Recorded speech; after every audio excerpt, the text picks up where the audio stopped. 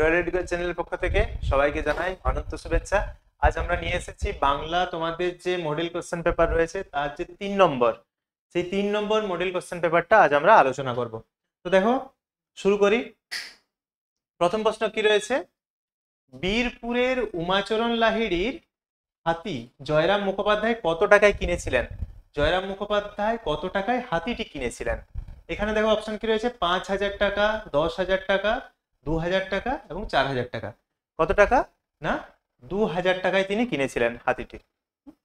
পরের প্রশ্ন, চৈত্র সংক্রান্তিতে একটি বড় মেলা হয়। কোথায় চৈত্র সংক্রান্তিতে মেলা হয়? আমরা জানি চৈত্র সংক্রান্তিতে মেলা হয়ে থাকে কোথায় না, বামুনহাটে। বামুনহাটে চৈত্র সংক্রান্তিতে মেলা হয়। সংক্রান্তি কথার অর্থ কি না, চৈত্র মাসের যে যে যে মাস বলা হবে সেই মাসের শেষের 15 দিনকে আমরা কি বলবো না, শেষ দিনটাকে আমরা বলবো সংক্রান্তি। তাহলে চৈত্র সংক্রান্তি কি না, শেষ যে তারিখ তার আগের 15 দিনের কিন্তু এই মেলাটা বসতো, বামুনহাটের মেলাটা। তাহলে 15 তারিখ থেকে 30 তারিখ আমরা বলতে পারি এই মেলাটা বসতো। তাহলে চৈত্র সংক্রান্তিতে বসতো কোথায় না, বামুনহাটে। পরের প্রশ্ন দেখো, বাক্যের সঠিক ক্রমটি হলো। ক্রম অর্থাৎ কি না, বাক্যের সঠিক ক্রম হচ্ছে কোনটার পর কোনটা হবে, প্রথমে কোনটা হবে, কোন ঘটনা, তারপরে কোন ঘটনা। এক্ষেত্রে বলে রাখি, গল্প তো তোমাদের ক্ষেত্রে খুব সহজ, গল্প মনে থাকবে কোন কোন ঘটনাটা পরপর ঘটেছিল। সমস্যা কোথায় হয়ে দাঁড়াবে, কবিতার ক্ষেত্রে। তার জন্য কবিতা তো তোমাদের খুবই কম রয়েছে, সেই কবিতাগুলোকে কিন্তু তোমাদেরকে মুখস্থ করে নিতে হবে। তোমরা বড় হয়ে গেছো ঠিক আছে, কিন্তু তবুও তোমাদেরকে মুখস্থ করে নিতে হবে। ছোটরা যেমন মুখস্থ করতো ছোটবেলায়, সেইভাবে মুখস্থ করতে হবে, না হলে কিন্তু এই ক্ষেত্রে তোমরা সমস্যায় পড়ে যাবে। তোমাদের যে পরের সেমিস্টার, সেই সেমিস্টারের সমস্যা নেই, কিন্তু এক্ষেত্রে এই ক্রম থাকবে যেহেতু এমসিকিউতে, সেক্ষেত্রে সমস্যায় পড়ে যাবে। দেখো কি রয়েছে এখানে, পত্রপাঠ করিয়া ব্রাহ্মণের মাথায় যেন বজ্রাঘাত হইল। ব্রাহ্মণের মাথায় কি হলো, পত্রপাঠ করে বজ্রাঘাত হলো। ব্রাহ্মণ কে এখানে না, জয়রাম মুক্তার। উদ্বেল দুঃখে এই ছলনাটুকুর আশ্রয় লইলেন। কে নিলেন না, জয়রাম মুক্তার। কিসের ছলনা না, যখন সে হাটে যাচ্ছে, কে হাটে যাচ্ছে, তোমার হাতিটি যখন হাটে যাচ্ছে তখন সে কি করলো না, সে ছলনার আশ্রয় নিয়েছিল চোখের জল লুকানোর জন্য। বোধহয় আদরিনী আর বাঁচিবে না। তারপরের পয়েন্ট কি আছে, রসুলগঞ্জে সপ্তাহব্যাপী আর এক মেলা হয়। তাহলে আমরা কি দেখতে পাচ্ছি, প্রথম কোনটা হবে, এটা তো একেবারে শেষ দিকে, তাহলে প্রথম হচ্ছে এটা, এটা হবে একেবারে প্রথম 2 নম্বর। তাহলে এখানে আমরা দেখতে পাচ্ছি 2 নম্বরটা হবে কি প্রথম। তারপরে কি 2 এর পরে কি হবে না, রসুলগঞ্জে আরেক মেলা বসে, তাহলে 4 ঠিকঠাক। তারপরে কি হবে, পত্রপাঠ করলেন তিনি, চিঠি পেলেন 1, এবং সব শেষে বোঝা গেল এই যে 3 নম্বর, যেটা বোধহয় আদরিনী আর বাঁচিবে না।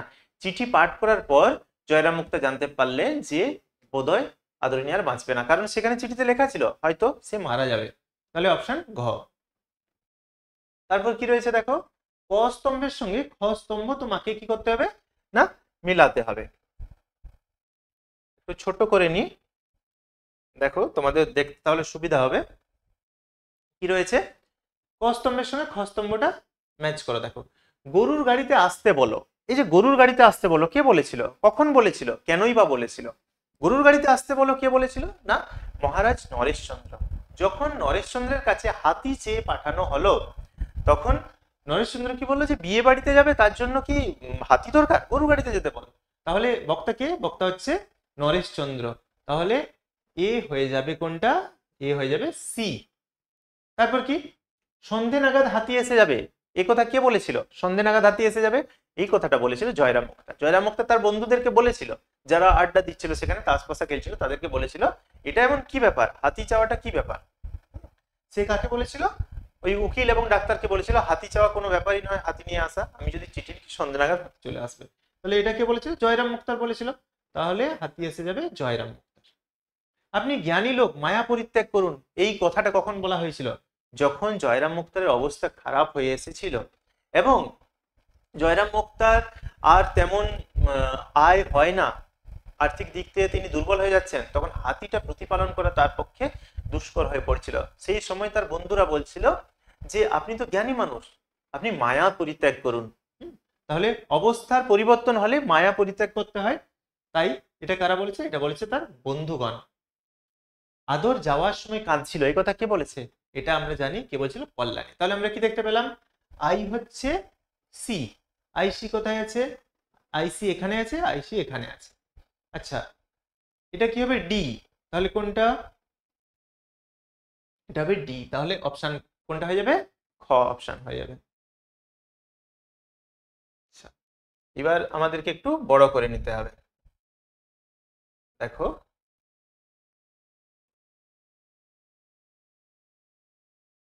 এখানে কোনটা রয়েছে, 5-এর কি বলা আছে, দেখো বলা আছে বিবৃতি দেওয়া আছে একটা, কি আদরিণী গল্পের পরিচ্ছেদ কি, কতগুলো পরিচ্ছেদ বলা আছে না, 8টি, 8টি পরিচ্ছেদ তো এখানে নেই, তাহলে ও এখানে কি দিয়েছে, সত্য মিথ্যা দিয়েছে, আর একটু ছোট্ট দরকার, না হলে সবগুলো অপশন দেখা যাচ্ছে না। আচ্ছা আদরিণী গল্প কি বলেছে না, অষ্টম, 8টি, ভুল। জয়রাম মুখোপাধ্যায়ের কনিষ্ঠ পুত্র বিএ পাস, জয়রাম মুখোপাধ্যায়ের কনিষ্ঠ পুত্র, কনিষ্ঠ অর্থাৎ কি ছোট, ছোট পুত্র বিএ পাস করেছিল, বিএ ফেল করে গেছিল আমরা জানি, তাহলে এটাও ভুল। বামুনহাটের মেলা চৈত্র সংক্রান্তির প্রায় 15 দিন পূর্বে শুরু হয়, এটা আমরা জানি ঠিক।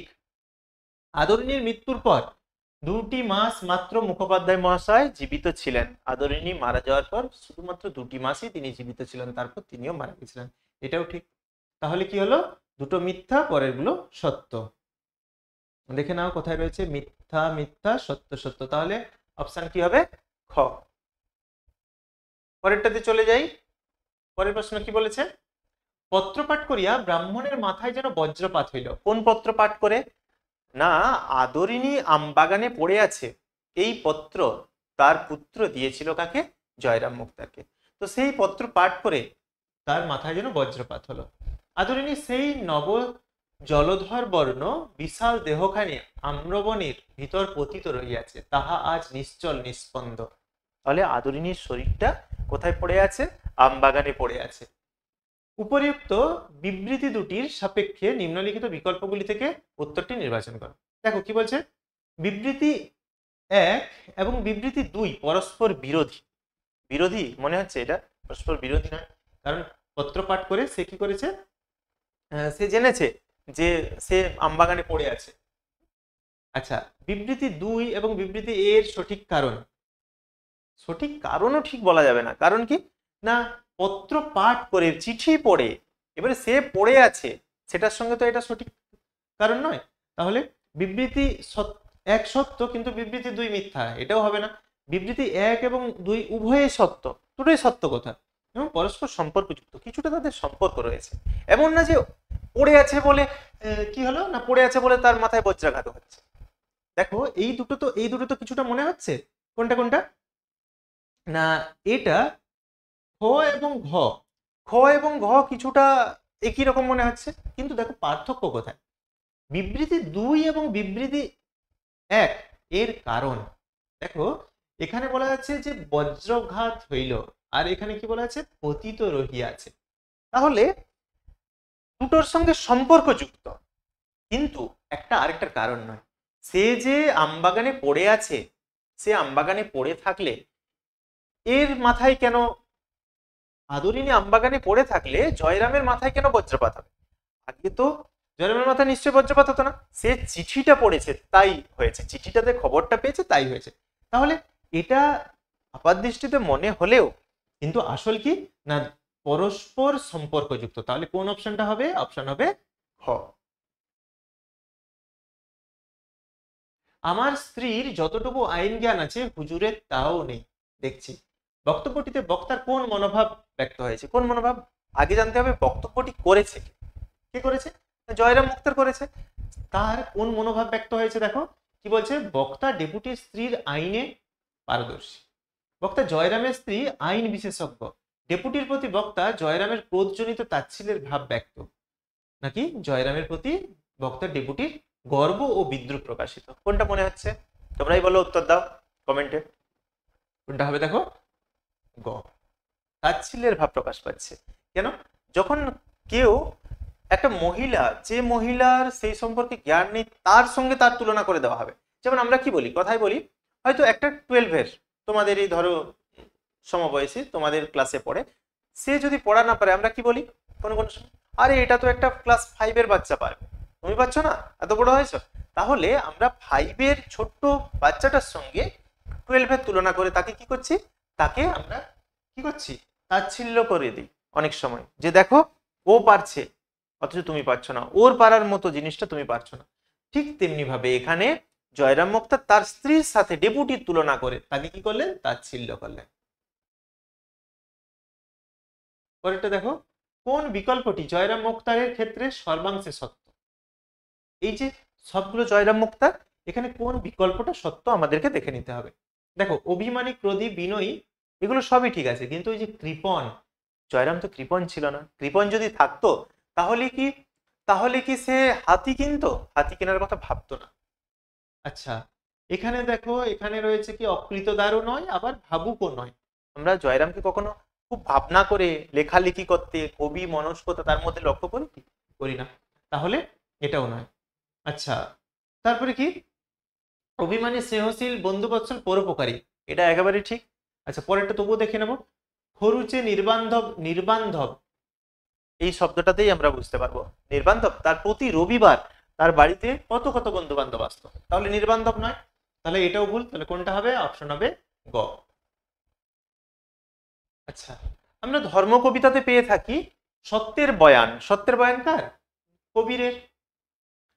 গার্সিয়া লোরকা ছিলেন, এটাও আমরা পেয়ে থাকি ওখানে, কোথাকার, কোথাকার সাহিত্যের, কোন সাহিত্যের কবি, স্প্যানিশ, ইংরেজি, জার্মান নাকি মার্কিন, উত্তর হবে স্প্যানিশ। আচ্ছা তারপর কি বলছে দেখো, যেন সে ধর্মই নয় প্রতিষ্ঠানিকতা, কারণ সে তোমাকে দখলের কথা শিখিয়েছে।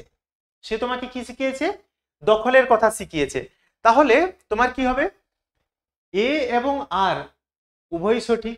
আচ্ছা এটা তো আমরা জানি যে যেন সে ধর্মই নয় প্রতিষ্ঠানিকতা, কারণ সে দখলের কথা শিখিয়েছে। কবি এখানে শ্রীজাত কি বলছেন, শ্রীজাত বলছেন যে এটা কেমন ধর্ম, যে মৌলবাদীরা হত্যা করলো কবিকে, এটা কেমন ধর্ম, ধর্মের ভিত্তিতে যে হত্যা করা হচ্ছে। ধর্ম তো কখনো কাউকে অধিকার করার কথা শেখায় না, ধর্ম তো কাউকে জোর করে চাপিয়ে দেওয়ার কথা শেখায় না। তাহলে যে শেখায় সে কি, সে প্রতিষ্ঠানিকতা, যে দখলের কথা শিখিয়েছে। তাহলে এখানে অপশনগুলো আমাদের দেখে নিতে হবে কি হবে, এ এবং আর দুটি সঠিক, দুটো তো সঠিক, আর এর সঠিক ব্যাখ্যা, এ ও আর দুটি সঠিক কিন্তু আর এর সঠিক ব্যাখ্যা নয়, এ সঠিক কিন্তু আর ভুল, এ ভুল আর সঠিক, এগুলো দুটোই সঠিক এবং দুটোই দুটোর কি ব্যাখ্যা, সঠিক ব্যাখ্যা। তাহলে অপশন কোনটা হয়ে যাবে, অপশন হয়ে যাবে ক। পরেরটাতে চলে যাও, দেখো কি আছে, দিগ্বিজয়ের রূপকথা কবিতা অবলম্বনে দিগ্বিজয়ের কৌশলকে ক্রমানুসারে সাজাও। দিগ্বিজয় করার যে কৌশল সেটা পর পর ক্রম অনুযায়ী সাজাতে হবে। কি করতে হবে দেখো, এই জাদু অশ্ব মরুপথে সেই হয় উট, একটা জাদু অশ্ব মরুপথে সেই উট হয়ে যায় আমরা জানি। তারপর শুধু আশীর্বাদী দুটি সরঞ্জাম, শানিত ইস্পাত খণ্ড, অভঙ্গুর, দুয়োরানি দিলেন সাজিয়ে। প্রথমে আমরা কি পাই, আমি প্রথম দিকেই বলেছিলাম যে কবিতা থেকে কিন্তু ক্রম খুব থাকবে, তার জন্য তোমাদেরকে কয়েকটা মাত্র কবিতা আছে, 3টে কবিতা, এগুলো কিন্তু তোমাদেরকে একটু মুখস্থ করতেই হবে নিজেদের স্বার্থে। দেখো দুয়োরানি দিলেন সাজিয়ে, আমরা এটা পেয়ে যাই প্রথমে, তাহলে কোনটা হবে, আইভি। দেখে নাও এখানে আর এখানে কিন্তু প্রথমটা আইভি নয়, তাহলে এই দুটোর মধ্যে কোনো একটা হবে। তাহলে দুরানি দিলেন সাজিয়ে একেবারে প্রথম দিকে পাই আমরা। তারপরে কি, তারপর দেখো জাদু অস্ত্র একটা অস্ত্র, শানিত ইস্পাত খণ্ড আর একটা অস্ত্র, তাহলে আশীর্বাদী দুটি সরঞ্জাম এটা কিন্তু তারপরে রয়েছে, তারপরে যে দুয়োরানি দিলেন সাজিয়ের পর, তাহলে দুই একটা হবে কি তারপরে, তাহলে আইভি তারপরেই দুই, তাহলে কোন অপশনটা হয়ে যাবে গ। তারপর চলে যাও মিলানো, স্তম্ভ মিল। দেখো এখানে কি কি দিচ্ছে, ডাচ চিত্রশিল্পী, 21 পদকে ভূষিত বলসেবিক নেতা স্বামী রামানন্দের শিষ্য আব্দুল করিম খাঁ, কবির ভ্যান গগ আর হচ্ছে লেনিন। দেখো এখানে আমাদের সব থেকে সহজ কোনটা, নেতা, নেতা হিসেবে আমরা কাকে পাচ্ছি, লেনিনকে পেয়ে যাচ্ছি। শিষ্য, এখানে কোনো মানুষটা শিষ্য, কবির বাদ দিয়ে, কবির বাদে কেউ কিন্তু শিষ্য নয়। তারপর কি, তারপর হচ্ছে দেখো ডাচ চিত্রশিল্পী, কাকে জানি আমরা? ডাচ চিত্রশিল্পী হচ্ছে ভ্যান গগ। আর 21-এর এটা হচ্ছে এ। তাহলে কি পাচ্ছি আমরা? আই হচ্ছে সি, আই সি এই দুটোতে রয়েছে। আচ্ছা, এটা কোথায় পাচ্ছি আমরা? এ। এটা কোনটা? এ। তাহলে কোনটা অপশন হয়ে যাবে? খ হবে আমাদের সঠিক উত্তর। আচ্ছা, 14 নম্বরে চলে যাই আমরা। শানিত ইস্পাত খণ্ড, দিগ্বিজয় রূপকথা কবিতায় আমরা পেয়ে থাকি। শানিত ইস্পাত খণ্ড কি না? মন্ত্রপুত অসি, পক্ষীরাজ বুলেট নাকি ধারালো তরবারি? উত্তর হবে মন্ত্রপুত অসি। নিশ্চিত পৌঁছবো সেই তৃষ্ণাহর খরজুরের দ্বীপে, কারণ কি? বিশ্বাস নামের পক্ষীরাজ ও ভালোবাসা নামক তরবারি তার সঙ্গে আছে। একদম ঠিক কথা, যে সে পৌঁছবে, সেই লাস্ট যে লাইন আমরা পাচ্ছি, নিশ্চিত পৌঁছবো সেই তৃষ্ণাহর খরজুরের দ্বীপে, অর্থাৎ তার যে অভীষ্ট, তার যে লক্ষ্য, সেই লক্ষ্যে সে নিশ্চিত উপনীত হবে, পৌঁছবেই পৌঁছবে। তার জন্য তার কাছে কি ছিল? মায়ের দুটো আশীর্বাদ ছিল। সেই দুটো কি? এক হচ্ছে বিশ্বাস, আর দুই হচ্ছে ভালোবাসা। তাহলে কি এ এবং আর দুটি সঠিক, এবং এর সঠিক ব্যাখ্যা অবশ্যই হবে কয়ের অপশন। 16তে চলে যাও, দেখো কি দিয়েছে। আচ্ছা, এখানে গদাই লস্করি চাল, গদাই লস্করি চালটা তোমরা দীর্ঘদিন ধরে পড়ে আসছো, এটা বাংলা ভাষা। দেখো কি রয়েছে, গদাই লস্করি চাল আমরা জানি কি সংস্কৃত হয়ে থাকে। আচ্ছা, বুদ্ধিমান ভিত্তিস্বরূপ গ্রহণ করবে, যারা বুদ্ধিমান লোক তারা কি গ্রহণ করবে? তারা সবসময় চলিত ভাষা গ্রহণ করবে, সংস্কৃত ভাষা গ্রহণ করবে না, সাধু ভাষা গ্রহণ করবে না। তাহলে এটা হয়ে যাবে এটা।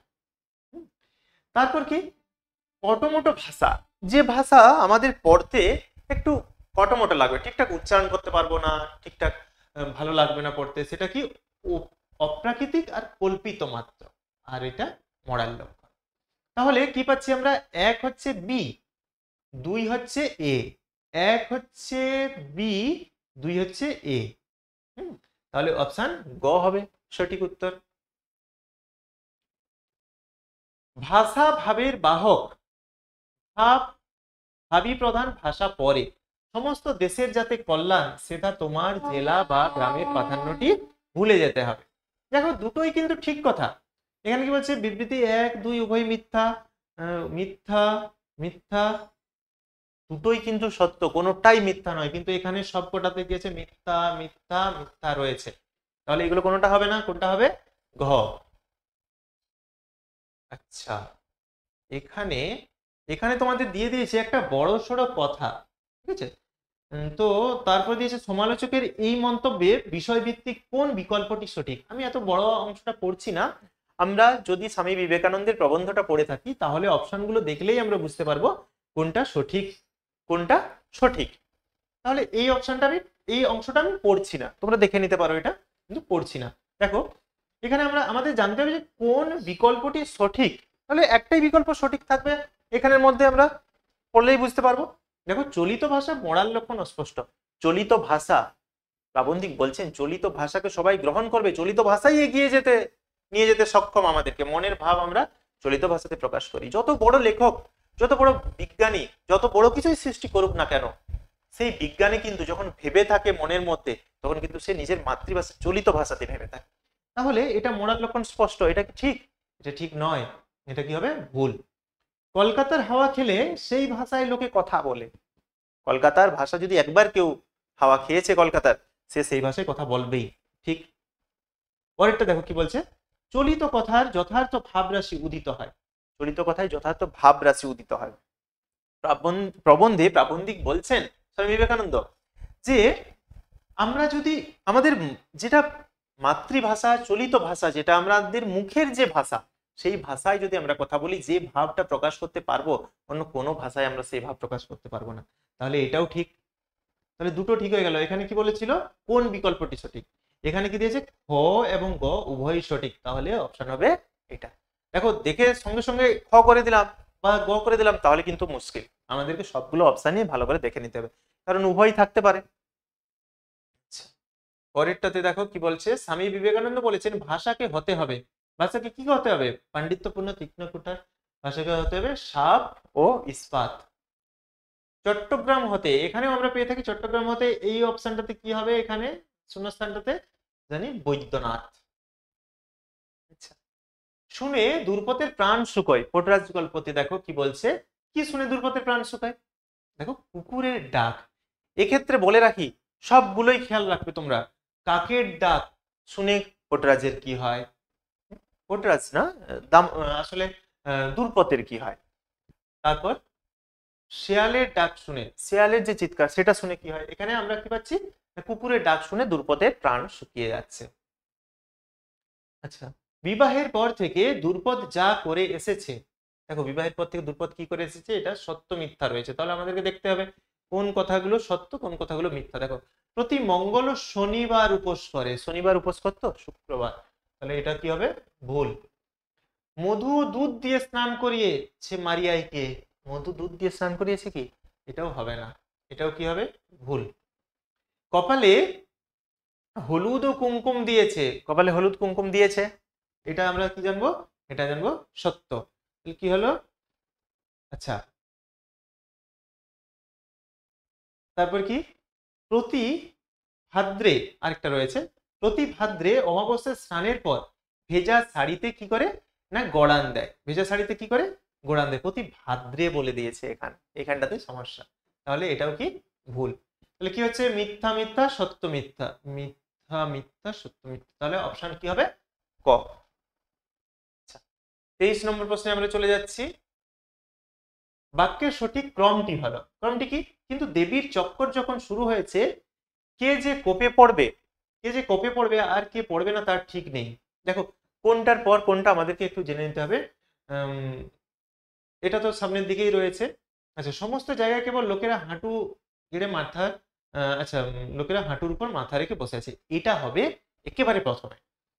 তাই দেবীকে মিছিল করে গায়ের সীমানায়, এটা তো মোড়ল বলেছে শেষ দিকে, তোমারে এত ভক্তি করি তবু আমার কপালে এমন কেন মা। তাহলে দেখো প্রথম অপশন কোনটা হবে, প্রথম হবে 2, তাহলে 2টা হবে প্রথম, তারপর কি হবে, তাহলে এটা হবে প্রথম, 2টা হবে একেবারে একে প্রথম, তারপর কি হবে, দেখো 2 তাহলে কোনটা, এটাতে 2 আছে, আবার এটাতে 2 আছে, তারপরে কি, তারপরে দেখো দুটোতেই আছে আইভি, তোমরা দুটোতেই দেখতে পাচ্ছ 4 আছে, তাহলে তারপরে কি হবে, তোমারে এত ভক্তি করি তবু আমার কপালে কেন মা, তারপরে হয়ে যাবে এটা। দেখো তাহলে দুটোতেই 1 আছে, মেন ফারাকটা চলে আসবে 3 নম্বর থেকে। 3 নম্বর থেকে কি আছে, দেখো এখানে বলছে, কিন্তু দেবীর চক্কর যখন হয়েছে, কে যে কোপে পড়বে কে না তার ঠিক নেই, এইটা হবে তারপর 3 নম্বর হবে এটা। আর সব শেষে কি হবে না, 3 নম্বরটা হবে সবার শেষে, কোন অপশনটাতে আছে, তাহলে পতে আছে, এটা হয়ে যাবে। তাহলে সবার শেষে কি বলা হচ্ছে না, মাকে গ্রামের সীমানায় নিয়ে যেতে হবে। আচ্ছা, এটা দেখো, এটা কিন্তু সবারই মনে থাকার কথা।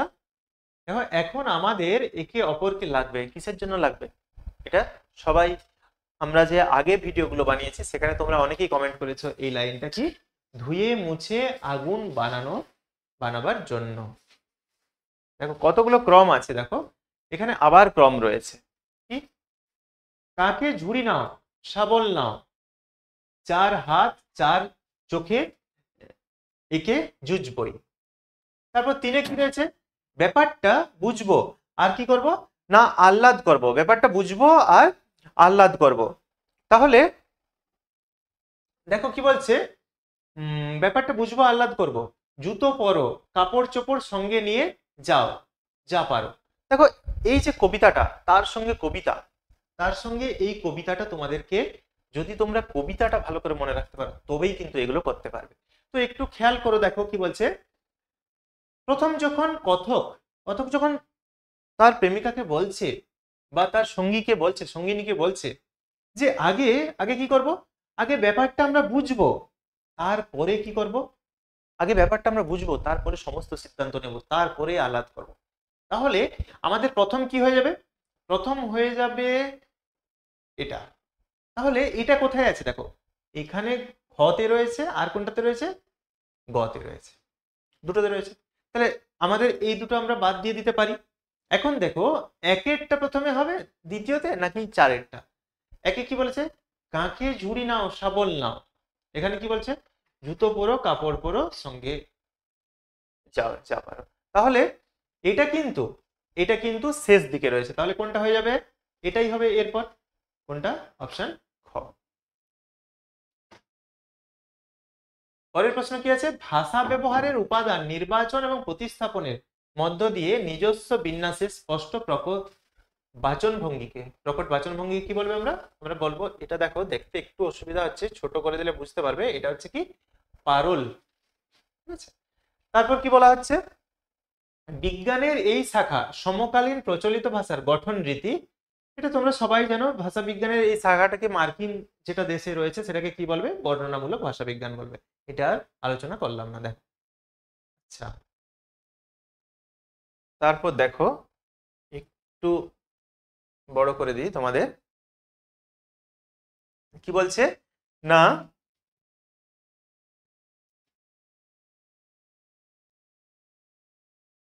ভাষার নানা উপাদান ও উপাদানগুলির পারস্পরিক সম্পর্কের বিধিবদ্ধ বিন্যাস হচ্ছে লাং। তারপর কি বলছে? ভাষার প্রতিষ্ঠিত ও প্রচলিত ধারা থেকে বেরিয়ে আসার ঘটনা হচ্ছে কি? বিচ্যুতি। এটাও ঠিক এবং এটাও ঠিক। তারপরে কি রয়েছে? শৈলী বিজ্ঞান হলো কোনো লেখকের রচনার বিজ্ঞান মনস্তত্ত্ব বিশ্লেষণ। রচনারীতির মনস্তত্ত্ব বিশ্লেষণ কিন্তু শৈলী বিজ্ঞান নয়, বিজ্ঞান মনস্তত্ত্ব আসবেই না এখানে, তাহলে এটা ভুল। আর কি? এই যে আলংকারিক নির্বাচন, এটাও কিন্তু শ্বশুরের নয়, তাহলে এটাও ভুল। কি হচ্ছে? সত্য সত্য মিথ্যা মিথ্যা কোন অপশনে রয়েছে? দেখো, সত্য সত্য মিথ্যা মিথ্যা, অপশন ক-তে। আচ্ছা, অভিধান বিজ্ঞানের পথিকৃৎ কাকে বলা হয়? না, জাস্ট। আচ্ছা, বিবৃত স্বরধ্বনির উদাহরণ। দেখো, বিবৃত বলতে কি? আমরা যখন কোনো ধ্বনি উচ্চারণ করব, মুখবিবর আমাদের যত বড় হবে, বিবৃত হবে। সংবৃত্ত এবং বিবৃত। কোনো ধ্বনি উচ্চারণ করলে আমাদের মুখবিবর কুঞ্চিত হবে, অর্থাৎ সংবৃত্ত হবে। আবার কোনো ধ্বনি উচ্চারণ করলে মুখবিবর প্রসারিত হবে, অর্থাৎ বিবৃত হবে। কোন ধ্বনি? আমরা যদি হুস্যু বলি, কি হচ্ছে? কুঞ্চিত হচ্ছে। আমরা যদি এ বলি, তাহলেও প্রসারিত হচ্ছে না। এ বললেও প্রসারিত না। তাহলে কোনটা? না, আ। আমরা আ বললে মুখবিবর আমাদের কি হচ্ছে? প্রসারিত হচ্ছে। তাহলে এটা বিবৃত স্বরধ্বনি। তারপর দেখো কি বলছে? একটি পার্শ্বিক ব্যঞ্জন ধ্বনি। পার্শ্বিক ব্যঞ্জন ধ্বনি কি? হ। হ কি পার্শ্বিক ব্যঞ্জন ধ্বনি? আমরা যখন হ উচ্চারণ করি, জিহ্বার দুদিক দিয়ে বাতাস নির্গত হয়? হয় না। কি হয়? না, কণ্ঠনালীয় ধ্বনি। এটা কণ্ঠ দিয়েই আমাদের এটা বাতাসটা বেরিয়ে আসে। তাহলে এটা কি হবে? এটা হবে ভুল। সত্য মিথ্যা, তাহলে এটা হবে ভুল। আচ্ছা, তালে বস্য দন্তস্ব এগুলো অঘোষ ধ্বনি, ঠিক। আচ্ছা, আর্মচেয়ার, আরাম কেদারা, এটা লিপির বিভ্রাটজনিত ধ্বনি পরিবর্তন। বিভ্রাটজনিত নয়, এটা আমরা কি করেছি? এটা আমরা অনুবাদ করেছি। আচ্ছা, হস্যই এবং এ এ এগুলো হচ্ছে কি? এগুলো হচ্ছে প্রসৃত ধ্বনি। এটাও ঠিক। তাহলে কি হবে? ভুল ঠিক। দেখো কোথায় রয়েছে? মিথ্যা সত্য, মিথ্যা সত্য কোথায়? আচ্ছা, এটা তো সত্য। কোথায় রয়েছে? মিথ্যা মিথ্যা সত্য মিথ্যা সত্য, তাহলে অপশন কি হবে? গ। 32 নম্বর প্রশ্ন কি আছে? চারটি ব্যঞ্জনের সমাবেশে গঠিত গুচ্ছধ্বনির সংখ্যা বাংলায় 1 2 3 4। এটা ভালো করে খেয়াল রাখবে, খুব ইম্পর্টেন্ট একটা প্রশ্ন। এটা হচ্ছে 1। তার জন্য এই উদাহরণটা তোমাদের মনে রাখতে হবে বেশি করে। এখানে সংখ্যা বলা আছে কটি? একটি, কিন্তু সেই সেই যে ধ্বনিটা কি? দেখো, ধ্বনিটাও কিন্তু তোমাদের জেনে রাখা দরকার। কেন না? একটি মাত্র ধ্বনি, তাহলে সেটাও দিতে পারে যে কোনো সময়। সেটা কি? সেটা হচ্ছে সংস্কৃত। সংস্কৃত। আচ্ছা, এক সেকেন্ড। কি হবে? সংস্কৃত।